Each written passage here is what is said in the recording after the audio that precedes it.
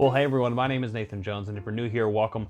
I like to talk about all things movies, specifically Blu-rays, and today we are finishing up our journey with the Weekend Western double feature. So for the month of February, every weekend I've been watching two Westerns, and I've been going through Westerns that I've never seen before, and we've had a lot of fun with this. I will say I would challenge all of you to do something, maybe not necessarily it has to be Westerns, but try to, think of some kind of challenge to where you could watch some films on your shelf that have been there for a bit. And so I decided to do it with the Westerns, and that's what I've been in the mood for. But today we're going to talk about two Westerns, which you have seen in the thumbnail, but also in the title of the video. And yeah, I'm very excited to talk about these films today because I feel like this is a good, strong ending to this series. I think we had a really strong beginning. I think that maybe those were two of my favorite films we talked about, maybe. El Grande, Silenzio, and then Bring to the Head of Alfredo Garcia, which are two of the Westerns that I started off with, which I just adore now.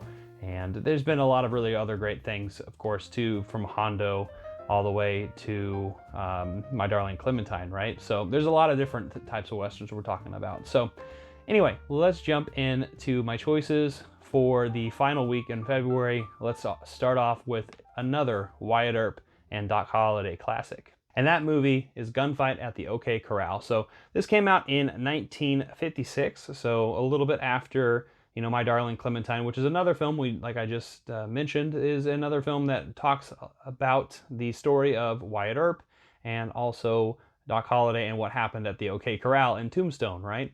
And this one is almost like on the nose with the title. But there's a lot of adaptations of this film. Tombstone being one of the more famous ones from the 90s with Val Kilmer. We're also seeing Wyatt Earp, of course, and there's a few shows as well. But I wanted to watch this one because this was fresh in my mind, seeing just the kind of thinking about the comparisons between My Darling Clementine and this film in particular.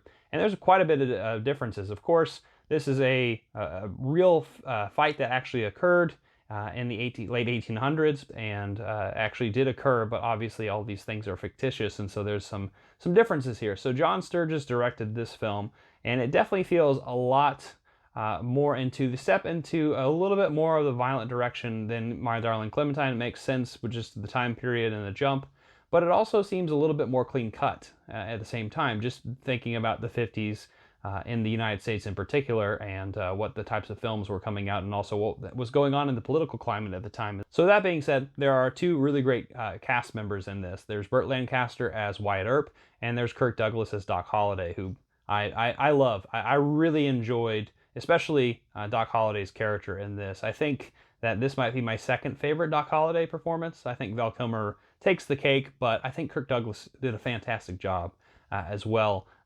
As Doc Holliday, as the dying gunman who aids Wyatt Earp at the very end, trying to help out and figure out this quarrel that's going to happen at the end, and we're building up towards it. But this film is interesting. Like I said, John Sturges directed it. I think the pacing of this film, it's a little over 2 hours long, and I think that it maybe could be a little bit shorter than that, maybe an hour and 45 minutes. It could be a little bit more lean, and other than that, I really enjoyed the performances of this. There was some really great stage work and design, and some characters were fleshed out. There were some people maybe in this film that I necessarily wasn't too fond of, or I necessarily thought that they put the plot forward too much, but I really enjoyed it nonetheless. And it's certainly a recommendation if you are in the mood for a classic Western, and as it was kind of shifting towards the Westerns we would see maybe more in the 60s, of course, as well, which we'll get to in a second. But yeah, this is a great film. There's also some other really great people in this film. Lee Van Cleef is also in this movie, and a few other stars that you would recognize that would come up later on in Westerns and also in Hollywood in general. But I enjoyed this film, and I definitely recommend Gunfight at the OK Corral. And moving smoothly along to a spaghetti Western from 1966, it is the classic Django. So another Sergio Corbucci film. We talked about El Grande Silenzio, which came out later than this film, which I actually think is the superior film, of course, but Django is such a fun and mean-spirited film. So Django, right, it's 1966. This is at maybe kind of the height of the spaghetti Western, right? It just came out a few years prior. You know, people talk about the, you know, when did the spaghetti western start? It was around the mid 60s, right? So that was around the time. You know, you could say there were some precursors to that too. I don't want to get into the specifics of when things happened, but Django is considered one of the films that a lot of people consider to be one of the essential films to watch for a spaghetti western. And Franco Nero's performance as Django, I couldn't disagree with that. So I really enjoy the opening of this film. The opening crawl is of Django, you know, with, you know, a rope in his hand and over his back, and he is dragging a coffin through dirt and mud, and it's just all gross and brown and like it's earthy, and that's you know, that's the type of movie you're going to get into. It's a gritty film, and later on in the film, that brown mixes with red, right? And that red is all the blood and all the mayhem that's happening, right? So you'll I don't want to give too much away, but if you haven't seen Django, of course, there's something in that coffin that causes things to be red, and you can just see the cover to kind of understand, like, oh, what's in the coffin? It's something that will cause some mayhem, right? And is a thing that really is essential to the film itself. And there's actually even a really great sequence in the film later on that honestly reminds me a little bit of a Bresson film, just how quiet it is, but also at the same time how it just, the sequences go to certain places, and how he's crawling around on roofs to get to down a chimney. And it's really fantastic. I really enjoy that spot in the film itself. But there's a lot of really great moments in this movie. And I really, like I said, I want to talk a little bit about the film in general, in the sense of that nihilistic kind of tendency where we have this anti-hero, right?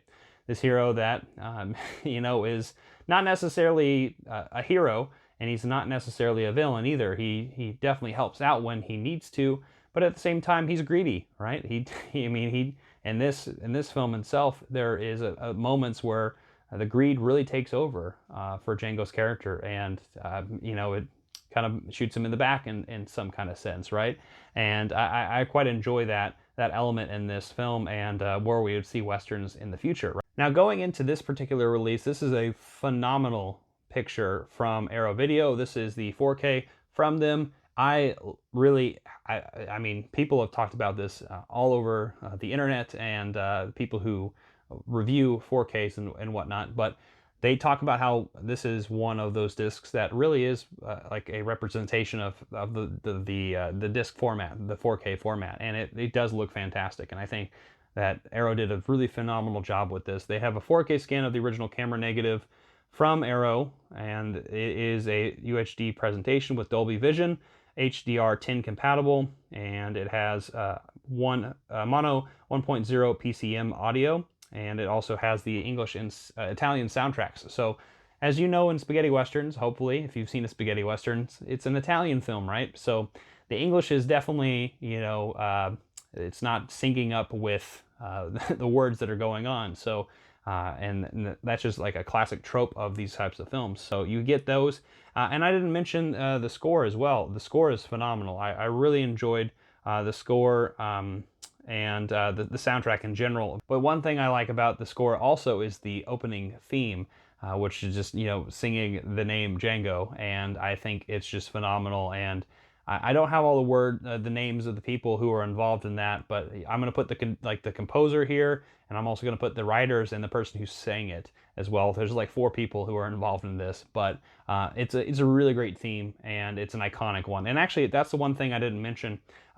You know, talking about going back to Gunfight at OK Corral, there is an interesting parallel here when it comes to the music. They both have really iconic scores, and 2 of the best Western scores that I've heard, at least when it comes to themes, right? So a Western theme connected straight to the film itself.